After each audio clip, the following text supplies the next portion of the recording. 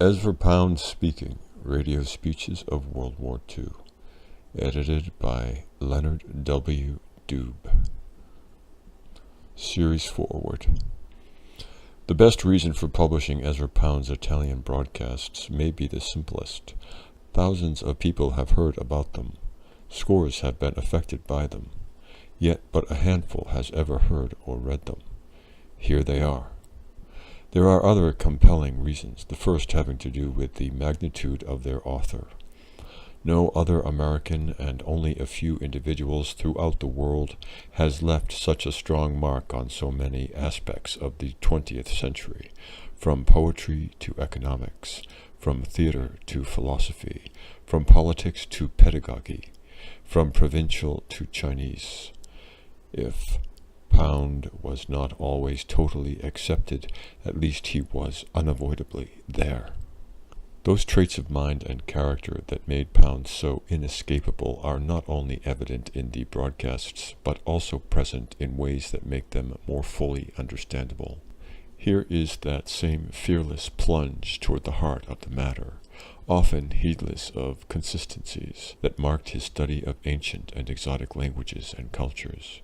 Here is that same urge to simplify and instruct that marked his unorthodox textbooks, ABC of economics, ABC of reading, and the rest. Here is that flair for dramatic hyperbole which peppered the cantos and produced such deliberately shocking titles as Jefferson and or Mussolini. The broadcasts do not always show these traits at their best, but their blatant presence makes them useful clues in putting together the puzzle of that powerful enigma at their center.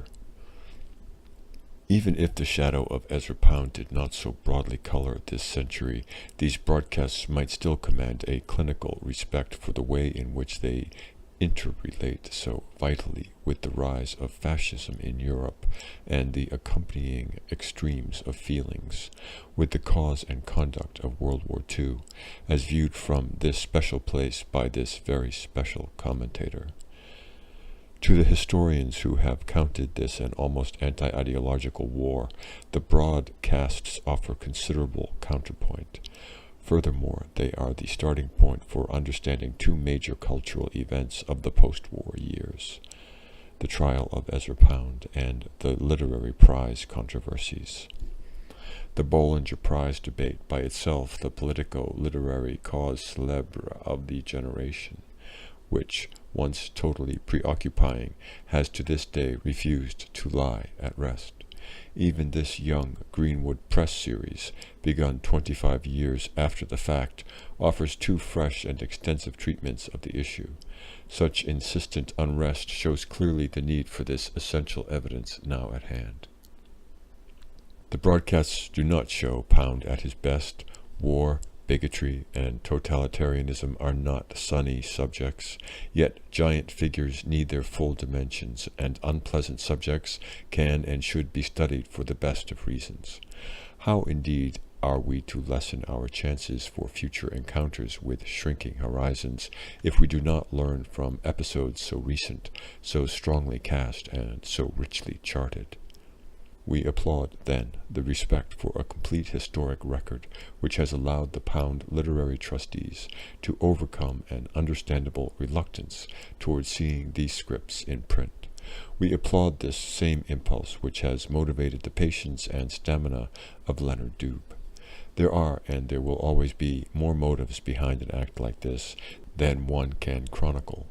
From our point of view, however, this work provides a singular and extensive collection of data for the pursuit of that most bewildering of cultural equations, the balance between the creative force, the individual personality, and the social context. Seen in this light, Ezra Pound's texts become a contribution in American studies at a profound and essential level. Robert H. Walker, February 1975. Introduction. The title of this book is the signature Ezra Pound almost always used at the start and sometimes at the end of each broadcast from Radio Rome in World War II. Pound himself had proposed to publish 300 radio speeches, containing also the texts of his money pamphlets, newspaper articles published in Italian, and his translations from the Chinese, Ta Hyo, the Great Digest, and Chung Yong, the Unwobbling Pivot.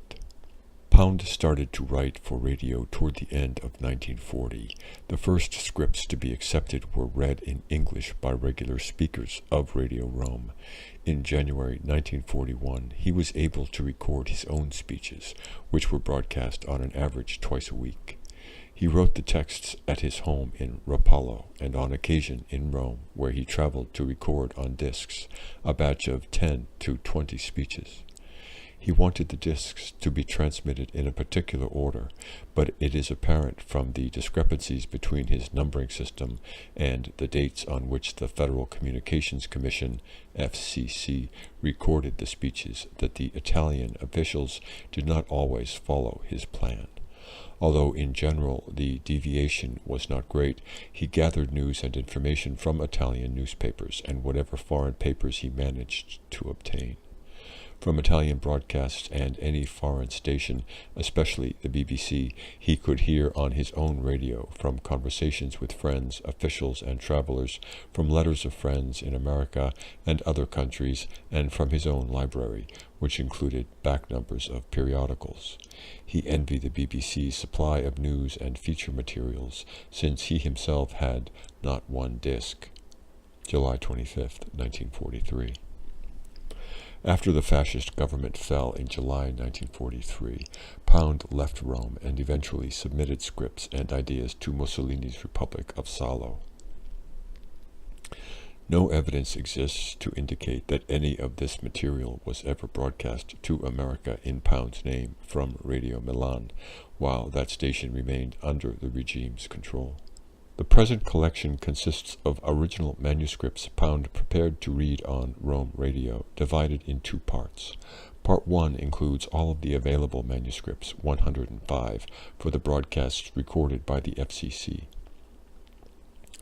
October 2, 1941 to December 7, 1941, January 29, 1942 to July 26, 1942, February 18, 1943 to July 25, 1943. These are the speeches that have been quoted by Pound's critics, and they include those selected by American authorities who sought to press the charge of treason against him. The monitoring unit of the FCC, called the Foreign Broadcast Intelligence Service, recorded every broadcast from Radio Rome, including among which were Pound's speeches. There are egregious errors and omissions in these FCC transcripts because recording equipment in those days was crude, because atmospheric conditions interfered with the monitoring, and because, I assume, the transcribers sometimes did not recognize Pound's references. The FCC version of Pound's speeches hitherto available, therefore, sometimes give a wrong impression. Poundians and others have noted that the French novelist Céline was transcribed as Stalin. Other mistakes can be observed, in many instances probably resulting from the vagaries of shortwave. One illustration, Pound's sentence, "Even Lenin saw that the easiest way to debauch the capitalist system is to debauch its currency," April 13, 1943, became, "Yet even Seven saw that the easiest way to divorce the capitalist system is to divorce its currency." To date, however, it has been impossible to locate 5 of Pound's original manuscripts. Hence, the FCC versions in these instances, imperfect though they are, have been substituted in this volume. In a few instances, gaps in the manuscripts themselves have been filled by sections of the FCC transcripts. These substitutions are clearly indicated. Part 2 includes 10 speeches written before the FCC monitoring unit had been established, some read by Pound and some read by others, as well as speeches either not used or not monitored. They have been selected by Mary de Rachewiltz because, in her opinion, they represent a fair sample of Pound's central ideas and themes. The anonymous and pseudonymous scripts Pound also wrote are not included in this book because they merely repeat ideas already expressed in other speeches. Most of the speeches in Part 1 were intended for an audience in the United States, some for an audience in the United Kingdom, and some for both. It is known that Pound was heard in the United States by people other than the monitors of the FCC, and eventually, in April 1942, the Department of Justice began an investigation through the FBI. There is no way of estimating how many persons listened to him regularly, or how large his audience ever was. Certainly his broadcasts never attained great popularity. He himself in the broadcasts occasionally expressed jovial skepticism concerning the size of his audience. I was wondering if anybody listened to what I said on Rome Radio, February 19, 1943. After January 29, 1942, Pound was introduced by a statement he had drafted.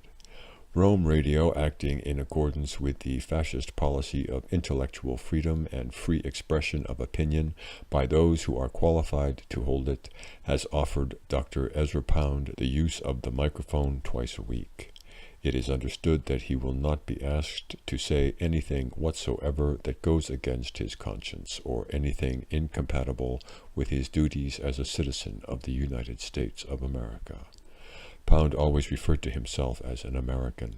With the exceptions already noted, therefore, the texts of the speech come from Pound's original manuscripts, which he typed and then often amended in his not always intelligible handwriting. Editing has been kept to a minimum. Elementary misspelling has been corrected. Punctuation and paragraphing have been altered in the interest of intelligibility. Since the scripts were to be read and heard, abbreviations and initials of persons have been spelled out. Pound's penchant for achieving emphasis through capitalizing entire words has been retained. Brackets have been added when my colleagues and I were unsure of a word or phrase after studying the manuscript and after examining the FCC transcript for possible clues. The 5 FCC scripts have not been edited or amended. Words that cannot be deciphered or are missing from the manuscripts or the FCC scripts are indicated by a 2M dash. The following information is provided at the outset of each speech. To the left, A. Part 1, a consecutive numbering system based on the dates recorded by the FCC. Part 2, the order is perforce arbitrary since the speeches have been selected for content and since no reliable dating or numbering system has been located. B. In parentheses Part 1, the FCC date, Part 2, the estimated year in which the script was written. 2. To the right, A. When available, the target audience indicated by Pound and or the FCC. B. Part 1, Pound's own numbering system in parentheses. Actually, he used 3 separate numbering systems that have been distinguished here by placing the letter A, B, or C before the number. Part 2, whatever number appears on the original manuscript is provided without relating that number to Pound's different numbering systems. 3. To the left, second line, the title of the speech as given by Pound. 3. To the left, second line, the title of the speech as given by Pound. The book has 4 appendices that attempt both quantitatively and qualitatively to provide insight into Pound and his critics. I would have preferred to provide additional information, but too many facts were obscure to express reliable judgments. Neither the Italian archives, for example, nor an examination of the papers at the Bernecke Library at Yale University have revealed why Pound ceased broadcasting between July 26, 1942 and February 18, 1943. The glossary and index to names at the end of the book are as complete as my collaborators and I could make them, but we have not been able to identify every name to which Pound referred. Admittedly, we have often been able to provide only our best guesses. This volume, in short, seeks to offer the speeches as Pound wrote them. For the first time, all of his monitored speeches and some of his other scripts are brought conveniently together.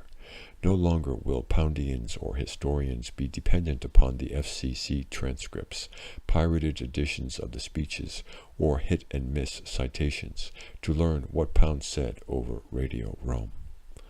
Reproducing Pound's admittedly controversial speeches over 30 years later requires justification. Why publish this volume? Why have I agreed to function as editor? Pound wrote these scripts. They are part of his legacy.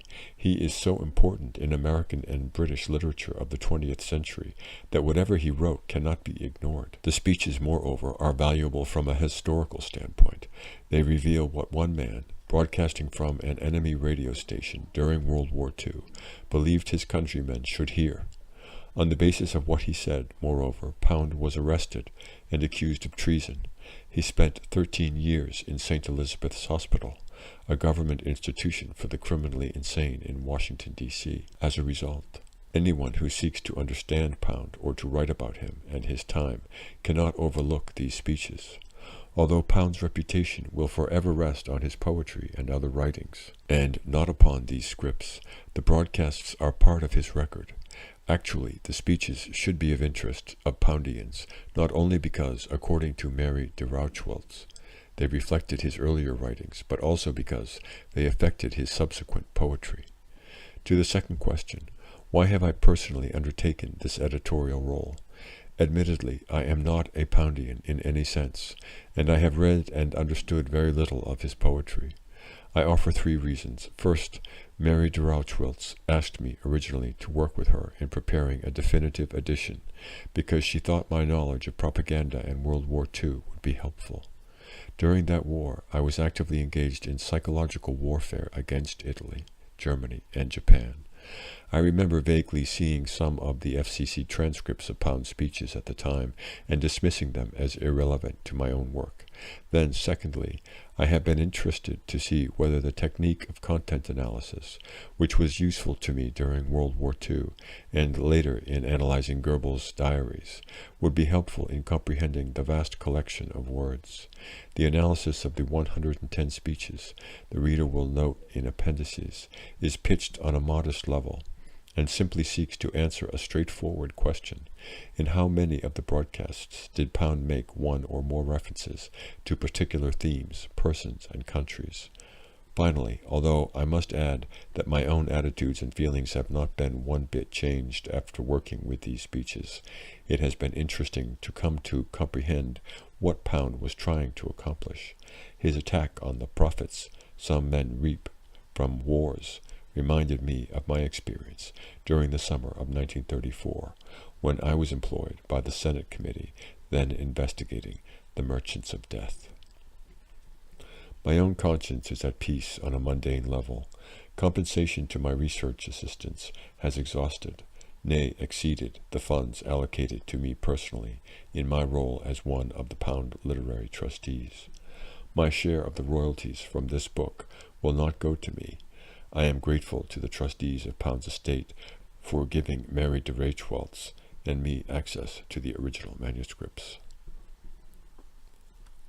Others who have faithfully cooperated with us are James A. Fishback, who performed the content analysis of the 110 broadcasts, Ellen S. Schell, who worked diligently on the index and glossary, Mary Rose Coyner, who prepared the data from the content analysis for the computer and provided us with printouts constituting the basis for the tables, Jane C. Oljarczyk, who heroically managed to prepare typed copies of the manuscripts, and Marjorie A. Saada, who pitched into the project whenever extra assistance was needed, which was often.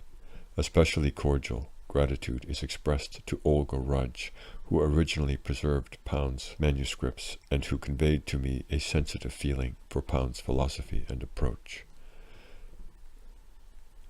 This volume could not have been prepared without the assistance and persistence of Mary de Rachewiltz. This is Pound's book, however, and with her help I have simply facilitated its appearance. End of series foreword and introduction to Ezra Pound Speaking, Radio Speeches of World War II, edited by Leonard W. Doob.